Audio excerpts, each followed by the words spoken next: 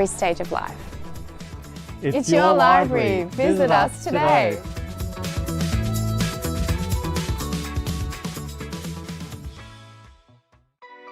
Did you know that Merri-bek is home to a diverse community where more than 95 languages are spoken?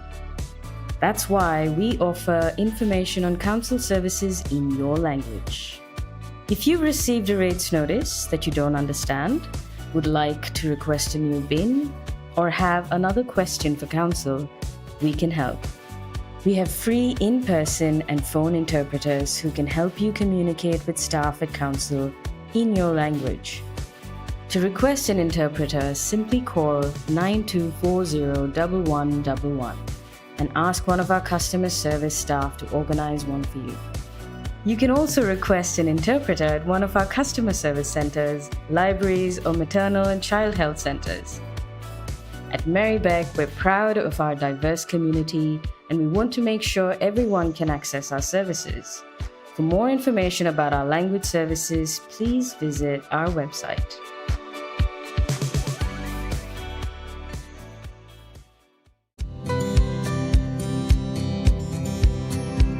Wheel Sisters came about after some women in Fawkner approached us, wanting to learn to ride bikes and also find other women from their own community to ride with, including women who might ride in hijab or in abaya. One of the things that never gets old when you teach people to ride bikes is the sheer thrill they get when they realise they can do it. The really special thing about teaching both the women in Fawkner and the women here is just the cultural barriers that they face every day, and coming from a place where they never thought they'd ever be able to ride a bike.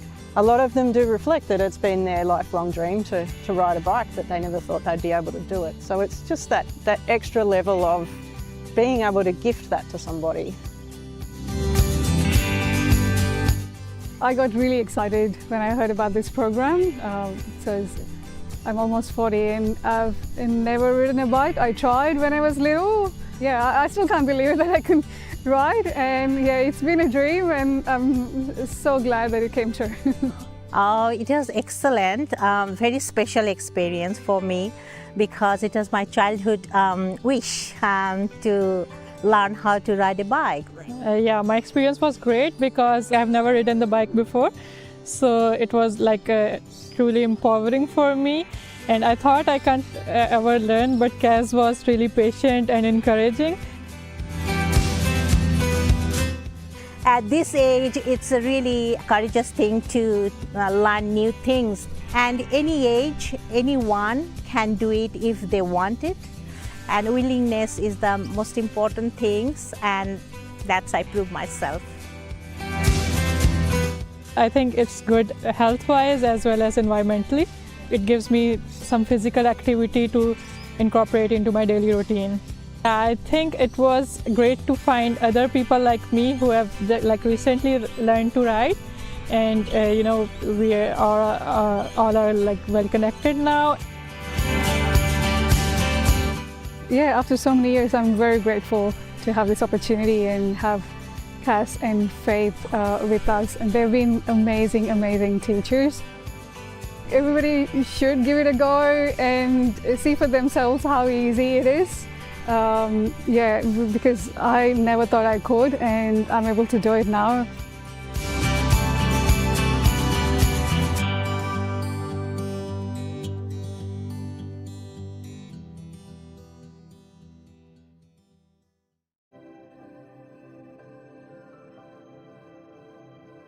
Merri-bek as an organisation has a culture of pushing for better outcomes for the environment and really strong on sustainability. Part of that is adapting our infrastructure in the face of climate change. To do that, we need to test things. We need to work together with others in the industry to look at better and different ways of doing things. And that's what this trial is all about. This project has been a collaboration between Melbourne Water, Merri-bek City Council, the University of Melbourne, and then we've been working with Porous Lane, who have been coming up with new permeable pavement technologies which have been adapted for this permeable curb and channel. Porous lane is a unique material developed out of research at the University of Melbourne. It's comprised of approximately 50% recycled tyre, all sourced from Australia, and in this case the tyres were sourced from here in Victoria. It's a unique material in that it has a very high permeability. It infiltrates water at approximately 8 times the guideline that we use, it's international guideline, and so it's really effective at getting water off the road.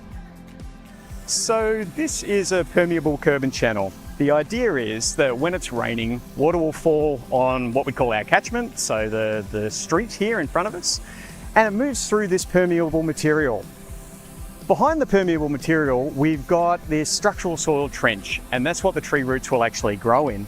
So the water can move through and it can irrigate these recently planted trees. This is great for trying to get the trees to grow more so they suffer less drought stress, but also great in terms of reducing the amount of stormwater runoff that's eventually. Good evening, councillors, members of the gallery, and to our viewers live streaming tonight's meeting. My name is Councillor Nadabood and I am the Mayor of Merri-bek City Council and the chairperson of tonight's council meeting. It's my pleasure to welcome you to the meeting this evening. We are meeting on the lands of the Wurundjeri Woiwurrung people. We wish to acknowledge them as the traditional custodians of these lands and waterways, and would also like to pay our respects to their elders past, present and emerging, as well as to all First Nations communities who can significantly contribute to the life of the city. This council meeting is being recorded and web streamed live to council's website and YouTube. The recording will also be available on video on demand. Attendees are advised that they will be recorded during the meeting. A reminder that as councillors, we act in accordance with the Councillor Code of Conduct, which will support the principles of leadership and good governance that secures public confidence in the office of councillor. In the event of an emergency or disruption, we may be required to take action to ensure the safety of attendees. For members of the gallery and councillors attending in person, please follow the directions issued by council staff and security officers. Thank you for your understanding and cooperation. I'd like to introduce the other councillors in attendance tonight. Councillor Helen Davidson, the Deputy Mayor. Good evening, everyone. Councillor Liz Irvin. Good evening, everyone. Councillor Jay Iwasaki. Good evening, everyone. Councillor Chris Miles. Evening. Councillor Alice Svensson. Good evening. And Councillor Katarine Theodosis. Evening, everyone. And the following councillors have been approved to attend tonight's meeting via electronic means. Councillor Adam Pulford. Hi, everyone. And Councillor Oscar Yildiz.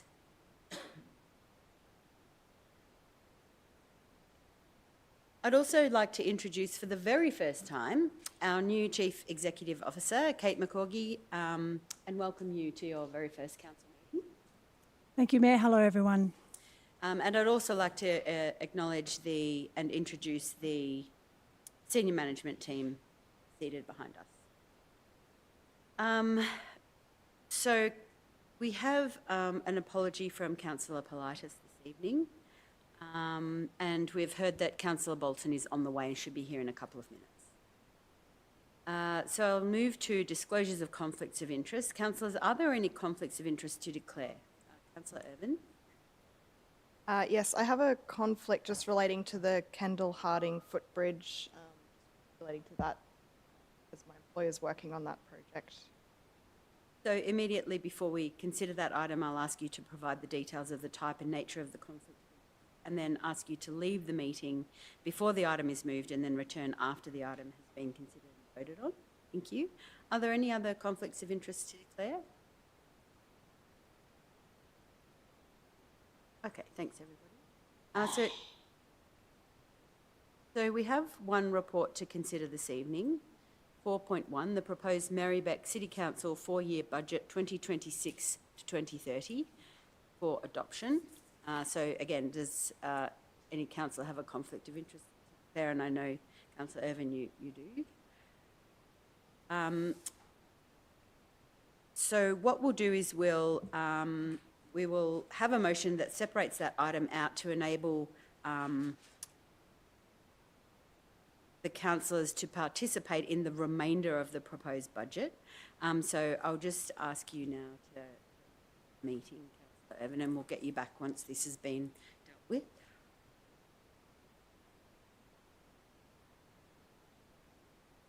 So we're separating the motion and that involves separating this part of the proposed budget that relates to the Kendall Harding footbridge, BR 070 over Merri Creek, to enable Councillor Irvin with a disclosed conflict of interest to participate in the remainder of the proposed budget. So the separated motion 1 reads that Council adopts as part of the annual budget 2026-2030 the proposed capital works funding allocated for all items related to the Kendall Harding footbridge, BR 070 over Merri Creek. And could I have a mover, please, for that motion? Councillor Theodosis and Councillor Iwasaki to second. Councillor, would you like to speak? Councillor Iwasaki, would you like to speak as the seconder? Hi, Councillor Bolton. We've just taken out the part of the budget which talks about the Kendall Harding footbridge because Councillor Irvin has a conflict of interest, so she's left. So we're just ready to vote on that unless you felt like you wanted to speak to it.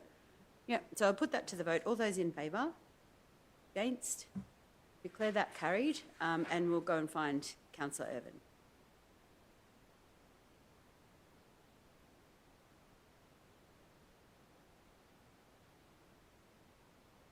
Thank you.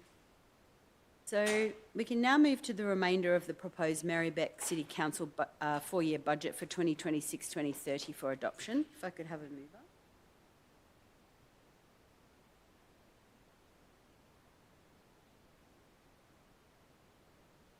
Well, I'm happy to move the officer's recommendation.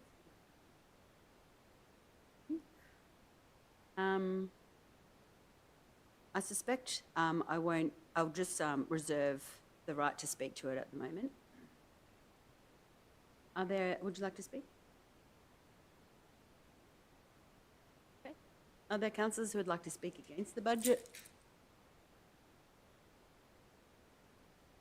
Amendments or anything? Councillor Bolton. Amendment. That was the one about ballot merit. Yeah, you'll need a seconder. Yeah. So is there a seconder for Councillor Bolton's amendment? Councillor Pulford? Need to get it online. Yeah, I just had an amendment. There is some money allocated within the budget to allocate to the ballot merit project. And at the moment, the wording of it is that the money would be provided subject to another council motion, providing funding is not available from external forces. I wanted to simply delete the words in the event that the project does not receive external grants, and that is because the funding which has been applied for would be for a raw portable building without toilets or all of the sort of things to make the building functional to be able to be usable. So I want to just delete that bit. There'll be a need for funding from council even if there is funding available from external sources. Thanks, Councillor Bolton. Councillor Pulford, would you like to speak? Just to say that it says subject to a future council resolution, even with the amendment. So I support what Councillor Bolton has said. I think that, any project will probably need some contribution from council, but either way, it's already in the budget, and if we were to spend it, it's going to come back to us for consideration anyway. So I'm happy to remove these words. Are there any councillors who would like to speak against the amendment, proposed amendment? Other councillors who would like to speak in support? I'll put that to the vote. All those in favour? I'll declare that carried. No. Oh, okay. Are there other amendments councillors would like to make? Councillor Pulford? Well, I don't have to, but it was passed. Yeah. Councillor Pulford, would you like to put your proposal? Yes, please. I'd like to move most of the amendment in Group B that was circulated previously. I'm just going to remove point C. I've worded officers up so they should be able to project the one without C, and it should all be correct, and I can explain that once it's projected. Yep, just give us a minute. We'll get the text on the screen, please, Councillor Pulford, and then we'll find you a seconder. Thank you.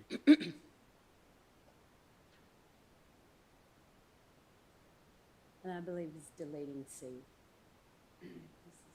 Oh, okay. Is that what you're looking for, Councillor Pulford?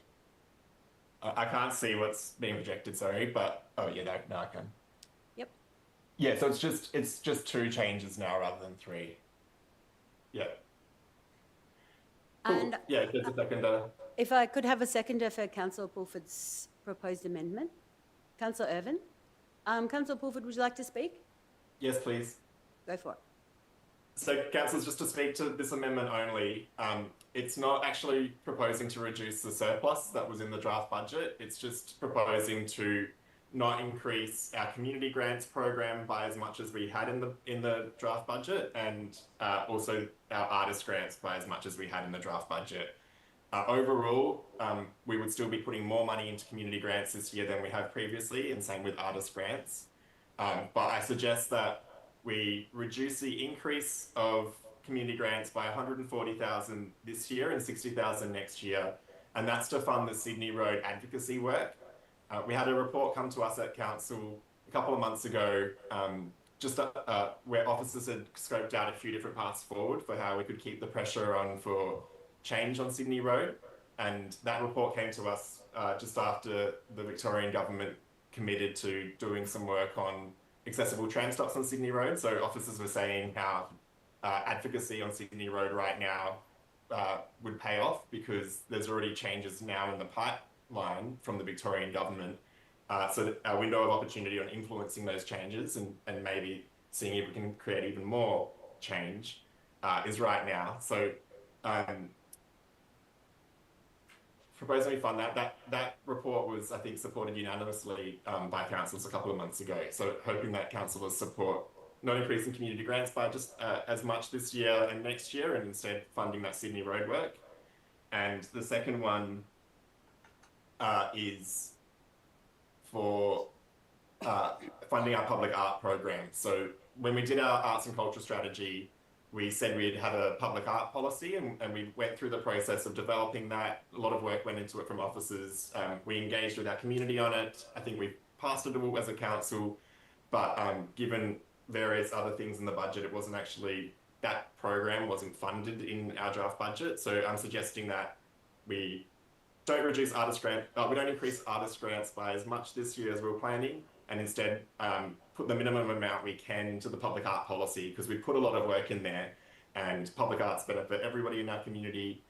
They make our community more interesting and beautiful, and also would be funding an artist anyway to do that work. So they're the 2 amendments that, yeah.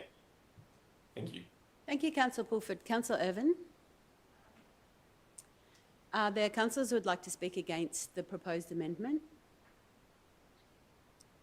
I'm just going to speak to let people know that I won't be supporting the amendment. I'm a little bit concerned about moving money away from supporting additional grants for local artists for public art programs, only because, and I've sort of talked about this quite a bit, I think that we do quite well in terms of our public art program, and I think it comes at the cost of local artists who don't necessarily have the resources that they should have or could have from us.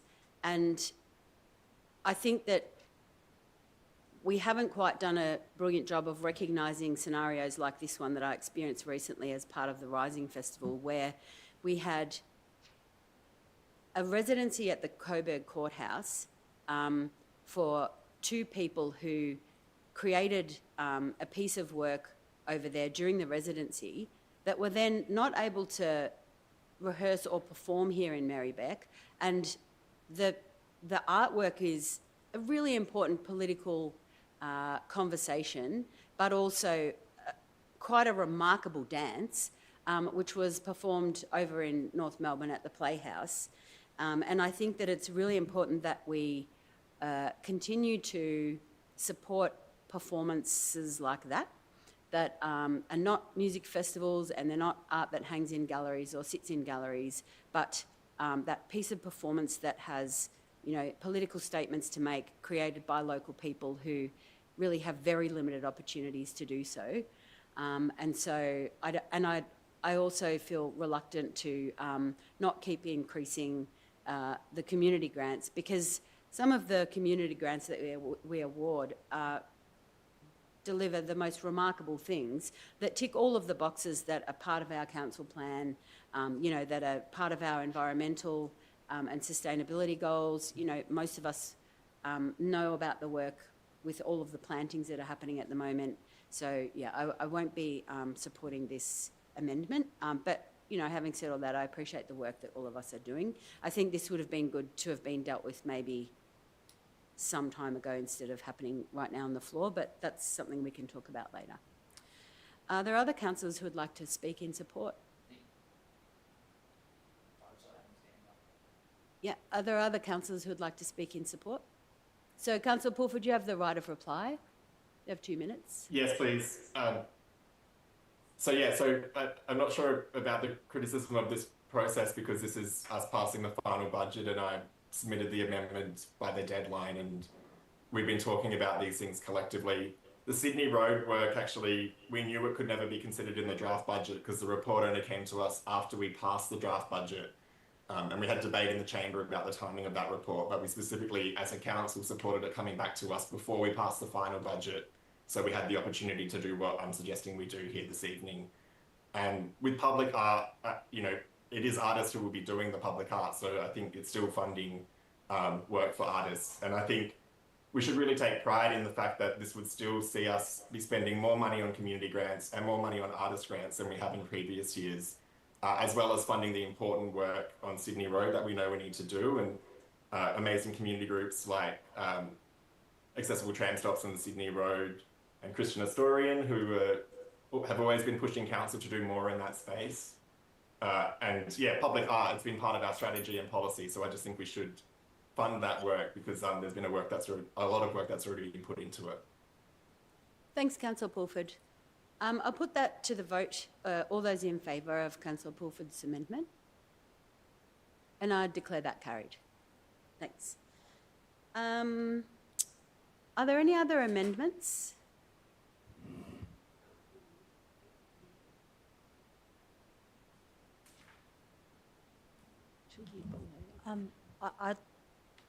I'd like to move the remaining part of Councillor Pulford's amendment. We're splitting it out, so the part that refers to, so 1C, the part that refers to the YHOP outreach program.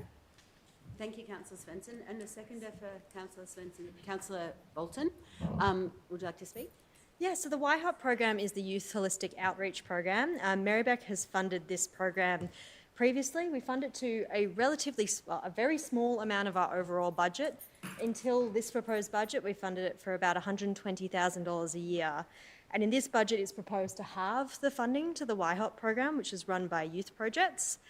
I think in the midst of increasing cost of living pressures, increasing social discord and disconnection within our community, I think programs like the YHOP program matter more now than ever.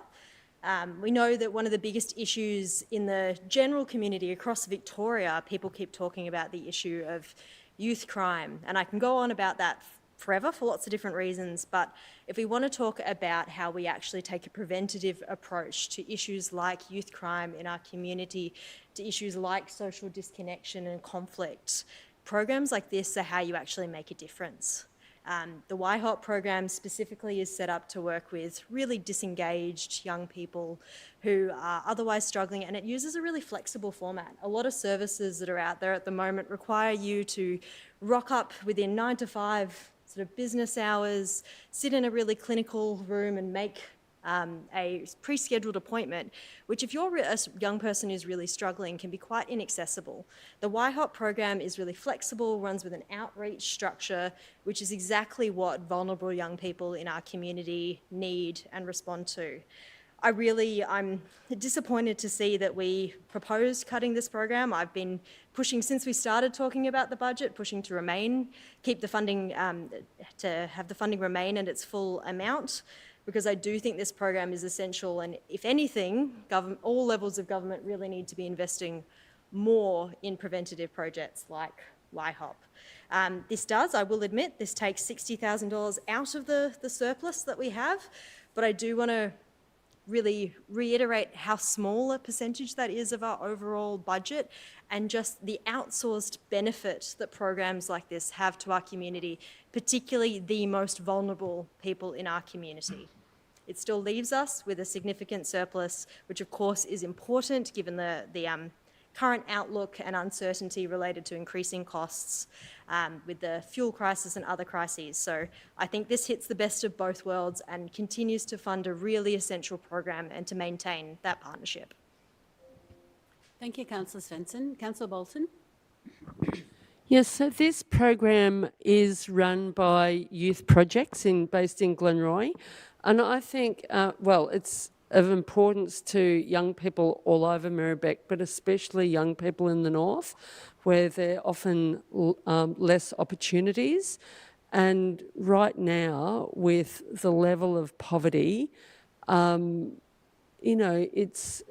a real need for young people to have access to programs like this, and especially young people who might be sort of on the verge of going in a, criminal injustice direction or another kind of path. Like, it is really important to involve young people in activities, as well as young people. We also know there's higher rates of mental illness amongst young people than there used to be in the past. So this is another aspect for them, and to, try and prevent youth suicide. So I'd certainly recommend it, and especially from the point of view of a councillor in the northern part of Merri-bek. Thank you, Councillor Bolton. Are there councillors who would like to speak against the amendment or in support of? Okay, so I'll put that to the vote. All those in favour? I declare that carried. Are there other amendments to the budget? Can I just confirm something? Yes, please do. I had asked for some funding to be allocated. I just want to make sure it's in the budget for CB Smith. For the bifold doors of up to $20,000, and also I had asked months ago for Rayburn Reserve, the drainage investment that we were going to make in 28-29. I was hoping that would be moved to 27-28. Can someone please confirm that's in there? Let me just find out for you. I was under the impression that the bifold doors were coming from you as an amendment, but I can ask the question about Rayburn and get some advice from officers. Councillor Yildiz. Thank you, and through you, Mayor. So, Councillor Yildiz, in regard to your first question in terms of the Rayburn Reserve, we've moved 100,000 forward so we can do the design in 27-28. And the construction money is still in the same spot that it was in the draft budget. And in terms of the bifold doors, that doesn't sit in the budget, and you would need to move an amendment to incorporate it. Yeah. Can I please then move an amendment, and I'm happy to speak to it. Let me just find you a seconder, please. Yeah, Councillor Bolton's happy to second your proposed amendment, Councillor Yildiz, so you're welcome to speak to the proposal. Okay, so just very briefly, if anyone's been up to the grandstand at CB Smith, the windows are the traditional windows that you would have seen in sporting grounds in the 1970s, where you open one window, there's a fixed window, and then you open another window, and it's and so there's only one window open on one section and one window open on the other, and you can't actually see the ground. You can't. It makes it really hard, especially in the evening, when there are matches being played there. People are leaving that room upstairs in the grandstand and sitting in the cold in the grandstand, because there's no point watching it up from there because you can't see it. You can't see the game, solely because of the fact that you've got windows. I don't know who in the design designed these, but honestly, they're windows that you would see in the 1970s. Even homes don't have windows like that now. So I was hoping to allocate up to $20,000 for bifold windows to be installed and replaced with the current windows. And it's embarrassing. If any of you have been upstairs, if you have actually stayed for the whole entire game, I've been there for Moreland City, Brunswick City, Pascoe Vale, Brunswick Juventus. It's really poor, and visitors from other clubs like Melbourne Knights, Heidelberg, Bentley Greens, Bulleen, you name it, even Melbourne City, Melbourne Victory, when you get people of that calibre into that room, it reflects really poorly on us as a council to have had such poor windows installed in that room. It is really bad, and I know our recreation and leisure guys would attest to this, as would Eamon. If you have been up there, and some of the councils, if you have been up there, you'll quickly realise what I'm talking about. It's really bad. Thank you, Councillor Yildiz. Let me just clarify something with you. Your amendment says 35,000, but I just heard you say 20. Is it 35,000 that you're looking for? Look, I think I would find it really hard to believe that 4 windows would cost up to $35,000. I mean, someone's added an extra couple of thousand, if not $15,000 to that. I appreciate the officers are trying to make sure that's a conservative figure, but I think it's more like maximum, I would say, is 25,000. But I've already spoken to a number of window glaziers, in fact, window manufacturers, in fact 4, that are saying that would cost nowhere. So just, if I could just stop you there, can I just clarify, is 35 or 20 the figure that you would like? Can we just make it 25, please, maximum? But I don't think it's going to cost that. Thank you, Councillor. Councillor Bolton, would you like to speak to the amendment? Is there a councillor that would like to speak against the proposed amendment? I'll put that to the vote. All those in favour?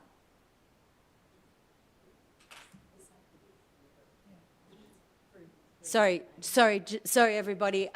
There's general consensus in the room, Councillor Yildiz, that it would need to be 35, not 25. So are you happy for that figure to be amended back up to what you had it? If the project was successfully tendered and came in at under 35, the money goes back into the coffers anyway. So, you know. Yep, good. Yep, that's great. Thank you. And that's amenable to you, Councillor Bolton?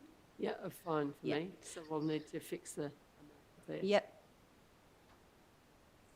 So we'll just clarify that reduces the surplus by 35, and that 291 is down to, thank you, 231. Councillors, I'll put that to the vote. All those in favour? I declare that lost. So are there any other amendments to the budget? Okay, so we now have a substantive motion for the budget. And as the mover,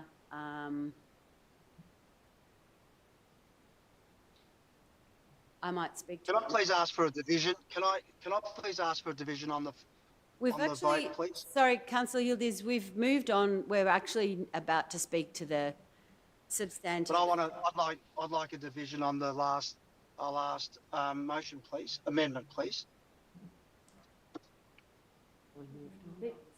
The moment for that to happen has passed, unfortunately, Councillor Yildiz.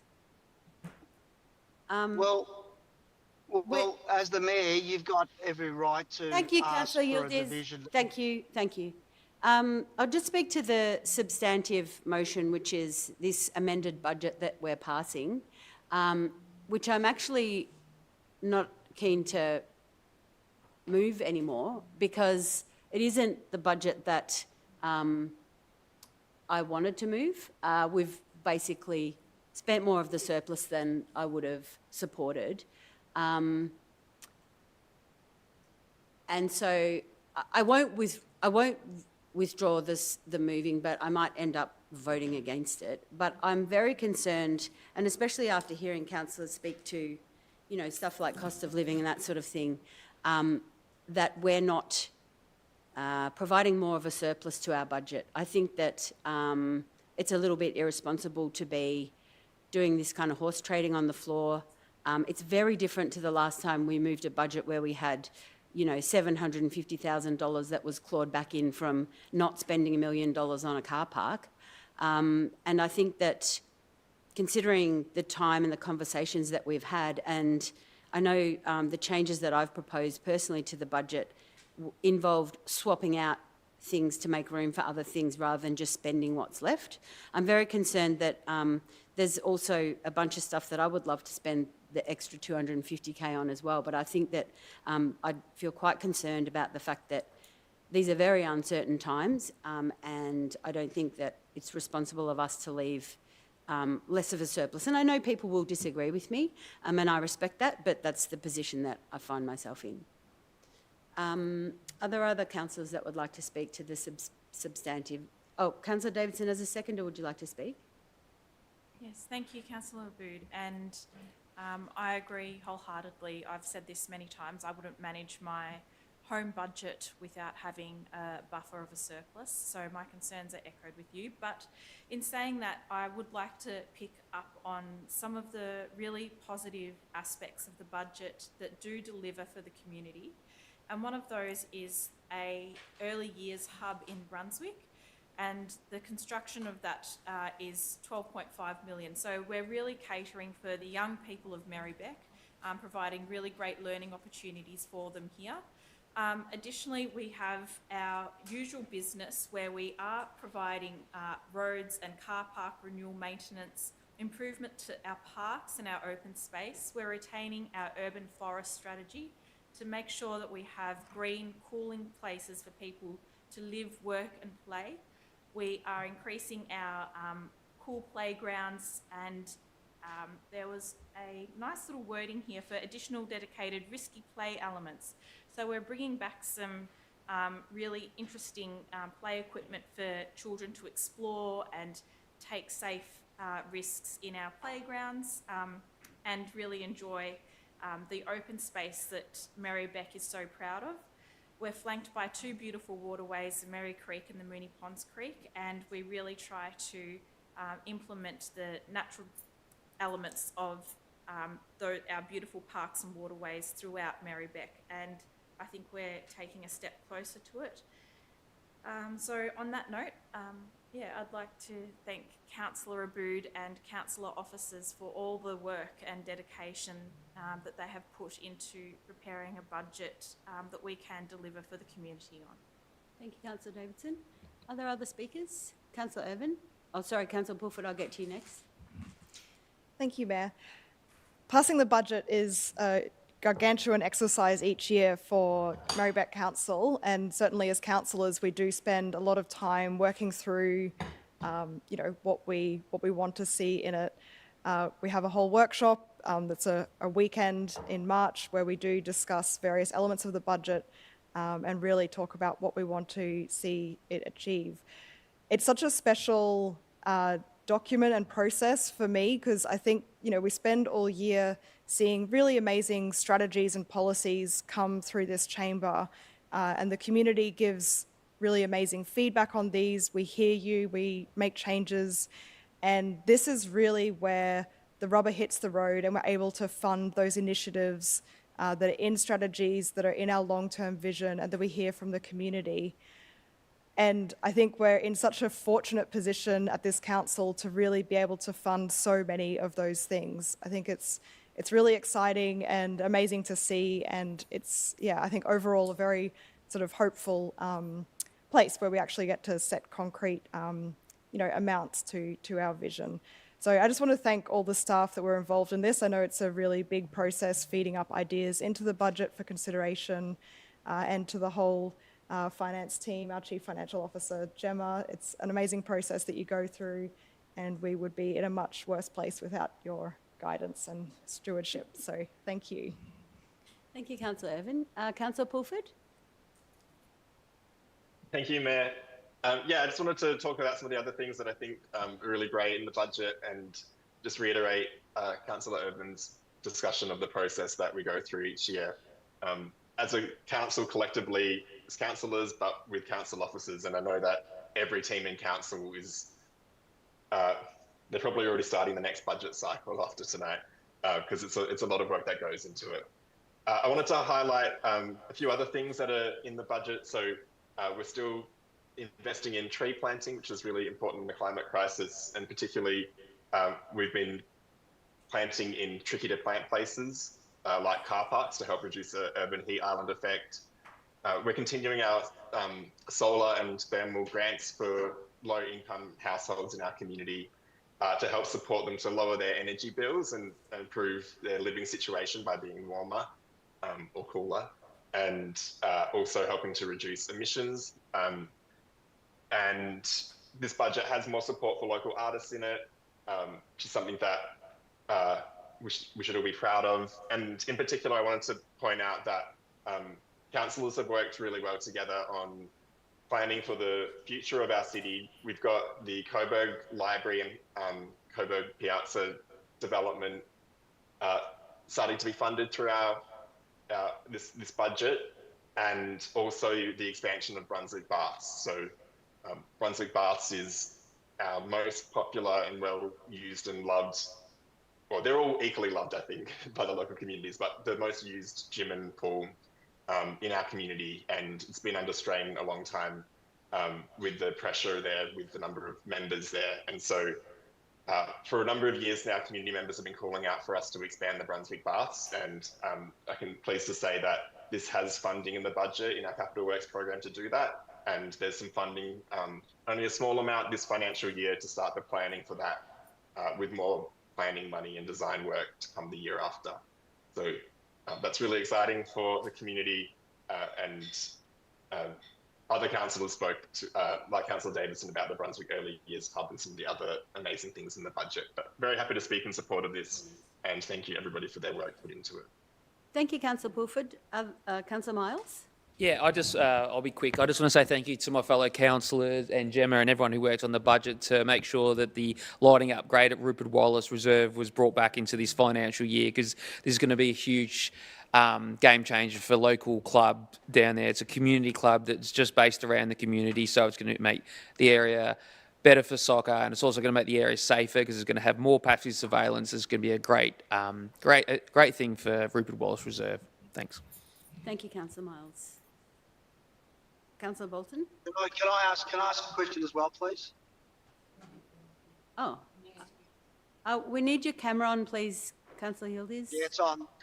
Can I just ask a question, please? Sorry, we can't see you. There's no light. That's why I can't see me. The governance team can see you, so that's fine. Yep, thank you. Ask your question. Yeah, you can ask your question.